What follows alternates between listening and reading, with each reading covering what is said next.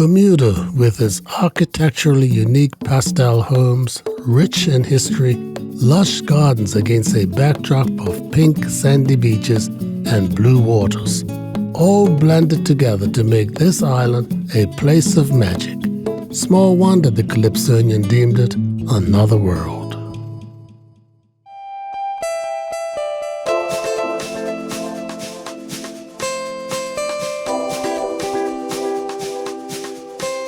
Inside Bermuda Homes, brought to you by Shell Point Orange, in association with Lily Bermuda and OBMI Bermuda. I'm here at Seven Wells, which commands stunning views of the Royal Naval Dockyard and the North Shore. But that's not all. It also has a fascinating history. Built in the 1700s, its facade, originally graying with age, is truly Bermudian architecture, the bones refusing to collapse. The house has captured the curiosity of passers-by for many years due to its crumbling condition. The last occupant of the house was Thomas Dubois Godet, a land surveyor by profession and a key figure in Freemasonry in Bermuda. Today, this Grade 1 listed building standing on an acre of property is like a phoenix rising from the ashes. The gray has been transformed to an elegantly yellow ochre, which, by the way, was its original color. Doors and windows are replaced in accordance with its provenance and in keeping with the strictures of a listed building. The rejuvenation of Seven Wells can be credited to current owner Stuart Crandler, who has literally saved it from extinction through hard work, tenacity, and goodwill. Built in the 1700s, it has a history chock full of vignettes of water and whaling stories. Stuart is very much involved in this historic work in progress. So what was the most challenging thing about renovating Seven Wells? Well, the most challenging thing about renovating Seven Wells was wanting to be respectful of the original architecture and as well as those fine details to respect the historical society, as well as, of course, the resources needed to put it all together. A lot of blood, sweat, and tears. But in the end, we had a hurricane come through and we lost some of the construction that we had already done. That was very challenging, and we lost the crew because of that, because of course they had to go and fix other people's homes that were damaged, and we respected that. But it meant the project was going in stages, so it would stop, start, which meant it took longer than one would like. And how long would that have been? Well, the original building permit was 2012, and so we're here in 2019. So, you know, good 6.5, 7 years of stop, start. And I mean, most of the time it was only 2 people working on the house at any given time. So you can imagine most houses would have a crew of, 5 to 10. So to be cash limited, to have only 2 people work on it took a lot longer, but it meant the quality was very good. We could make sure that things were done properly, and that's very important. Now, were you working from a scale of what the house used to be like? Absolutely. It's exactly identical in footprint to what it was. And wherever we could, we wanted to salvage the original cedar beams or cedar rafters, filling them in and fixing them versus doing them again. And this was the right thing to do, but of course it meant it took longer, and in some cases actually takes more resources to do.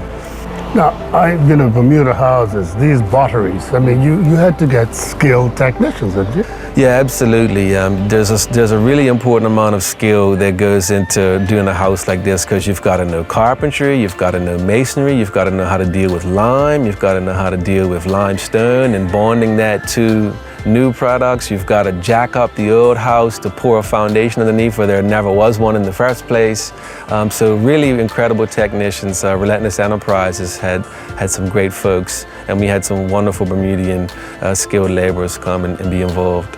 But your skills are in solar energy. I mean, how did you manage to amalgamate that into this type of work? Yeah, well, I was very lucky that we had good skilled foremen and technicians here. So it was more about, how could I help things be more efficient on the operating end of it when it was all said and done, and thinking more about the maintenance. So for example, the rafter feet that we see here, instead of using pitch pine, they would have been originally cedar, and that was going to be a big challenge. So we found teak rafter feet.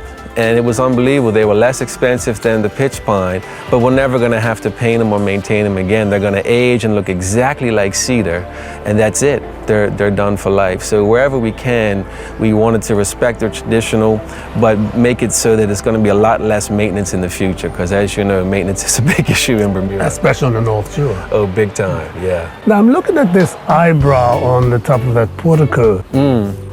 That's unique with the diamond under. Is that something that I don't know about? What's that about? Yeah, it's pretty interesting, and we don't know exactly how old it is. Certainly Edward Harris or David Goodwin may know, but it's, as long as I remember it's been up there, and it's been up there for decades. So that's one of the oldest parts of the house. It was probably added on to sometime in the early 1900s, but it's quite interesting. I don't know if my grandfather had something to do with that, or perhaps before him.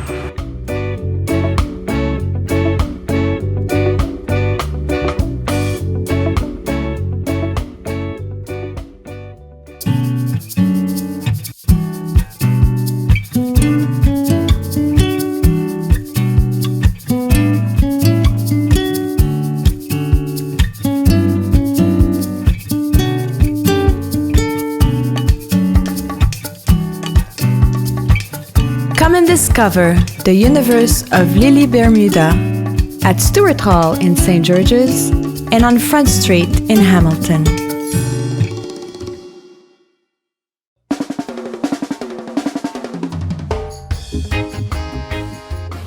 To the uneducated eye like mine, this looks like rubble.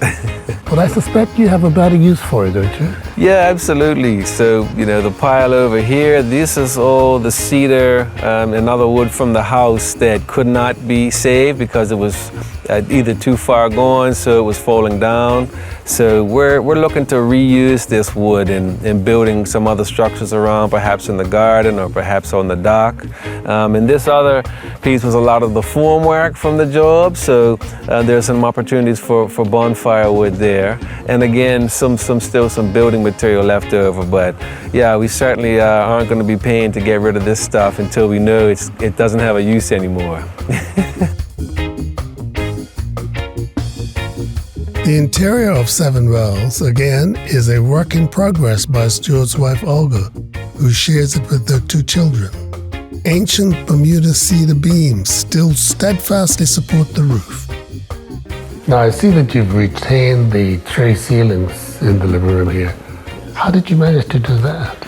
Well, we tried to retain as much as we could, and these particular beams had a good bit of rot in them where the old iron nails came through. So we had to use epoxy to save the beams and then pretty much honor the existing shape.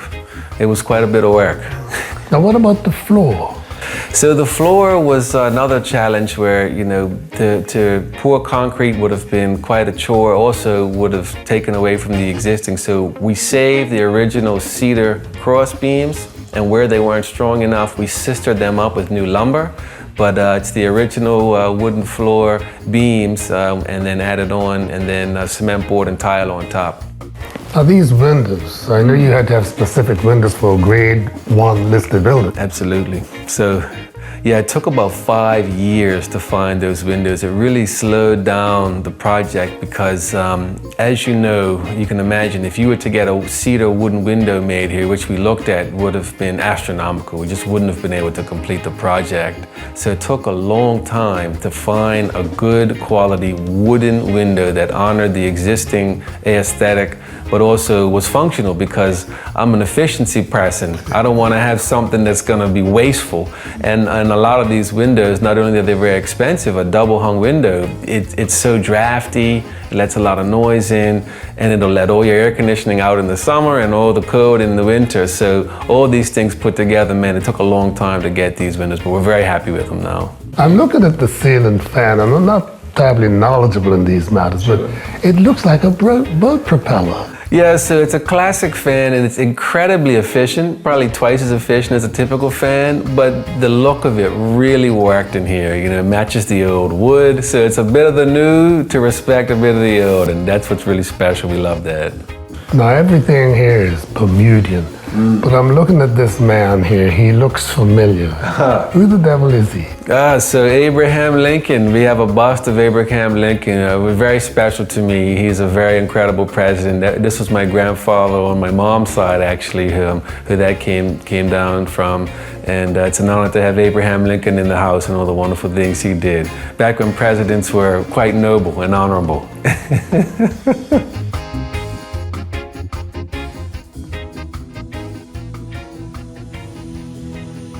I'm here in the dining room at Seven Wells, which contains a lot of memorabilia.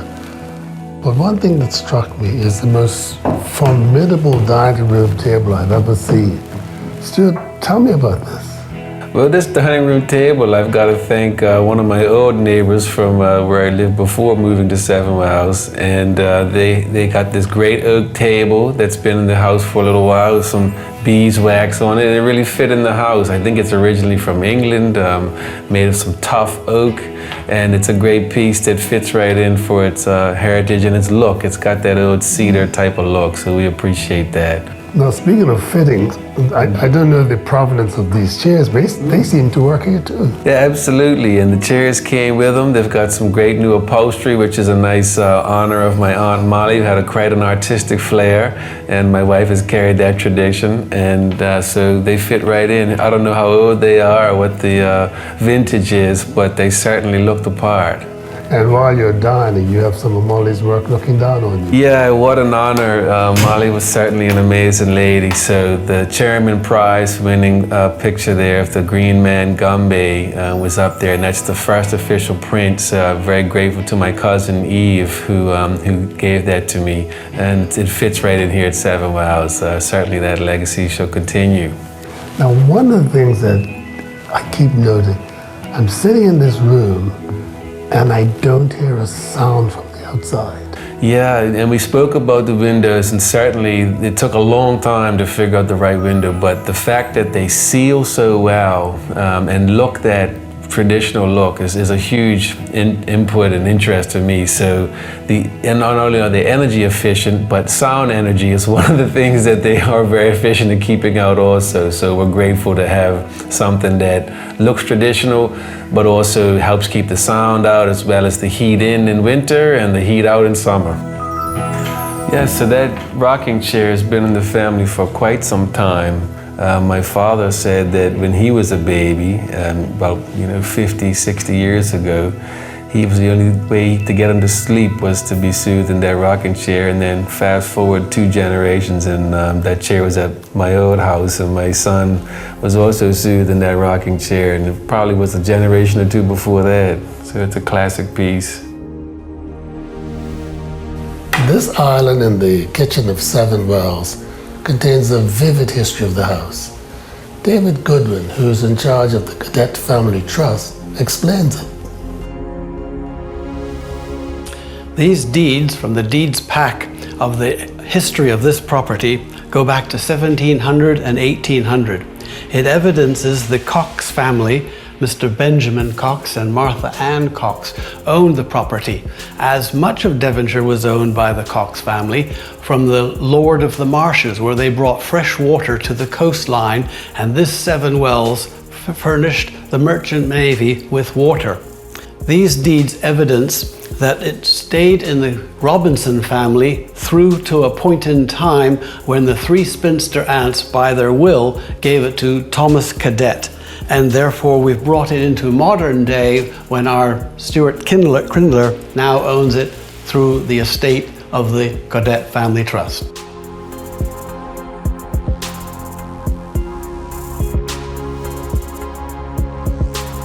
So let's fast forward to the future. What would you like to see as the eventual outcome in the finishing product of Seven Wells? Yeah, it would be fantastic to get this house back to a point where we're growing more endemic vegetables and fruits and herbs that it had. There was an old strain of Bermuda mint, for example, that was around the old tank.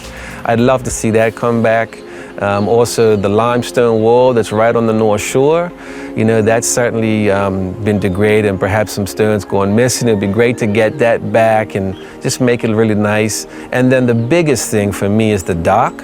My grandfather, as the story goes, would have his pipe clenched between his teeth and have that mixer going every weekend, chugging along, and probably mixing some salt water in there to save water. And perhaps that's why, you know, Emily really destroyed it. Hence the corrosion. Yeah, hence the corrosion. So it would be fantastic. That would be a huge goal, is to get that dock back to where it was, you know, hundreds of years ago. I want you to cast your minds back to the 18th century. I'd have just had dinner here at Seven Wells, and now, sated with wine and sherry, I get on this horse mountain block to get on my horse to ride away. We're inside Bermuda Homes here at Seven Wells. I'm Charles Webbe.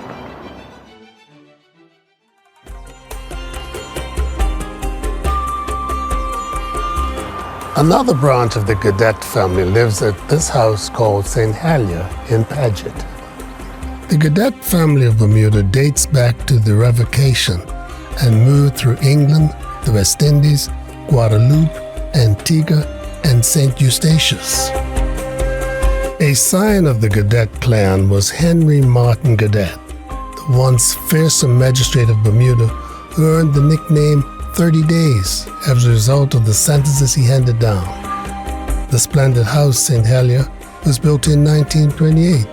It was his residence, the name taken from the capital of the Isle of Jersey, from whence he came.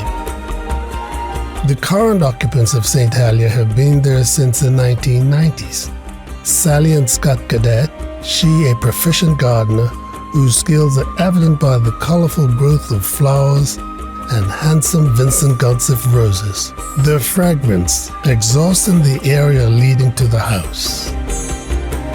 In the entrance hall stands a charming mahogany commode chair and a Chinese mirror Sally acquired at an auction for the enviable sum of $75.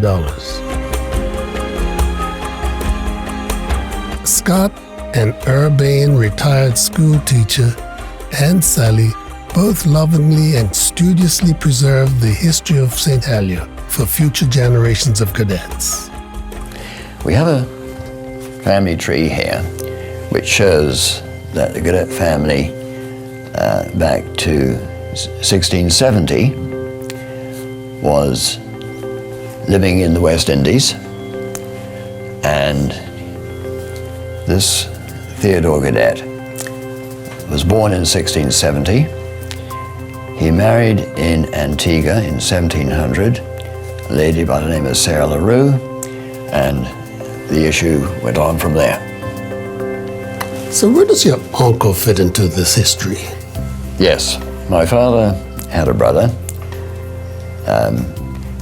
Lennox, and he was about a year older than my father, which meant that when both of them were in England at the outbreak of the First World War, my uncle joined the Royal Flying Corps, which became the RAF, and he saw action over France. Sadly, he was shot down on the 1st of June 1918, so he didn't quite get through the war. And this is a picture here of him in his uniform, and this is where he is buried, the grave. And this is a medal which he received or was sent for him to my grandparents in recognition of his service. Now tell me about this coat of arms. The coat of arms refers to when the Godets were in France very early on, and they were known as the the Godet de la Marais, the Godets of the Marshes. They were Huguenots, which is mentioned in this book. This is from it. And it records how they were obliged to leave France, and they arrived in England and also Holland, where they lived for a few years before they moved to the West Indies. And they stayed in islands like St Eustatius in particular, and others, before they as they were travelers, they used to trade, and that's how they came to arrive in Bermuda. Also, they reached Newfoundland, and they had salt, which they brought up and used to salt the fish with. Oh, the codfish. Yes, that's right. And I'm sure that sugarcane was involved as well. How do you intend to preserve all of this? Well, it certainly does need to be looked after carefully. And, I mean, for instance, this is a photograph, wonderful little photograph of my American granny. And she met my grandfather while he was on his travels. She came from New Jersey, and I believe she was one of the people on the first flight of these flying boats to Bermuda. Now, to preserve that, I'm not quite sure what I will be able to do, but I'm certainly going to try and find a way of looking after these things. I'm fascinated by this little item with a mouthpiece, and it's made of silver and it's lovely noise. Tell me about it. I believe it was used by me, given me, and you're right, it is a whistle and a rattle for a baby to play with.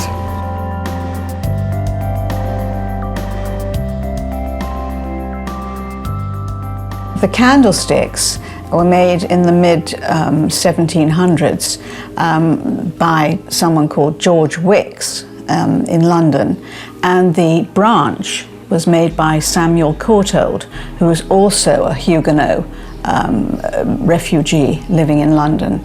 And I believe there were 12 made originally, but they've all been lost. The china, there's some Russian china in the cabinet behind me. I don't know very much about it, but it's the deep blue one.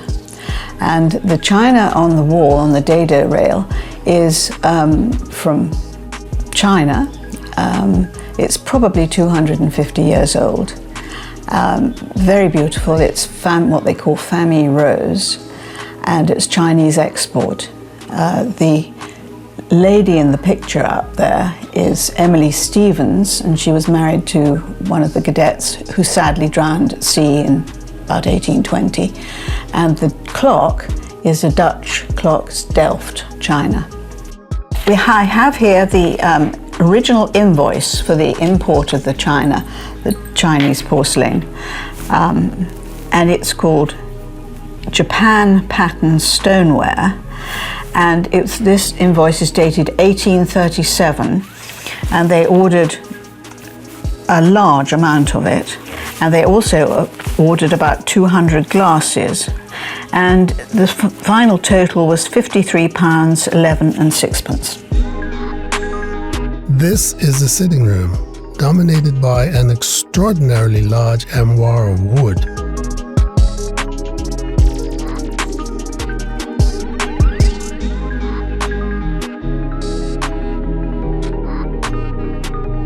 And paintings by Jonah Jones and Mariah Smith. This is a probably an English tilt-top table, and Scott's grandmother used to have her tea parties around it. It's a tea table, and the china is European in painting, but I don't know whether it's English or I don't know where it came from. But it's absolutely, every single piece is beautifully hand painted, and everyone is different. This is, strangely enough, this is Chinese made. I don't know, again, I don't know a lot about it, but the name on the bottom is Amoy, but it must be from probably the mid-1800s. And I mean, it's amazing. I have a real affinity for China and have collected a lot of the items in this cupboard myself, from markets and shops and things in England. And this silver is Scott's grandmother's, great-grandmother's silver, made in Philadelphia between 1820 and 1840. And it's got her name on the bottom, yeah. And that belonged to Scott's grandmother with her initials. It seems that wealthy Americans liked to put initials on their silver. Upstairs, this bedroom is appropriately called the parrot room, hence the painting of parrots. This lovely bed is made with cedar, actually from the garden here, and it was made by Andre Hubbard about 15 years ago, I think, about 15 years ago. It's quite small, it's just an ordinary double bed, which is the size they would have been in the 1800s. King beds and queen beds didn't exist then. If you go to any of the National Trust houses, you see they're all very small. The picture up here of parrots is by Peggy Peniston, or Peggy Burke, and she is Stuart Crindler's grandmother. So it has I have a special affection for it. And then we called this the parrot room because there are 3 other parrot pictures in here. This little chest is made of Honduran mahogany and is enormously heavy, and it has a lot of little secret compartments, which is rather fun, and it has a mirror. We think it was probably used by sailors. It's probably used on a sailing ship, and it also has another little thing that comes out here. It's obviously a writing table, but it is that heavy that it requires more than 2 people to lift it.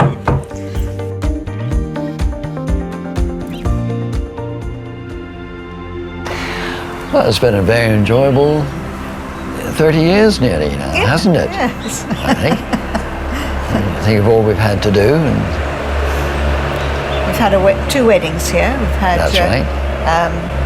Our daughter's wedding and Stuart's wedding here, yes, on the front lawn, which has been beautiful. That's right. And that's right. For me, the pleasure has been having a large garden, which I can create. I've done a lot of work in the garden, and my aim has been to grow fruit trees and have vegetable garden, and it's been a real pleasure. I love my roses, particularly this one here, Vincent Godsif, and it's been fun. We've worked very hard together, haven't we? We have indeed. The house, yes, and the garden going. Yeah.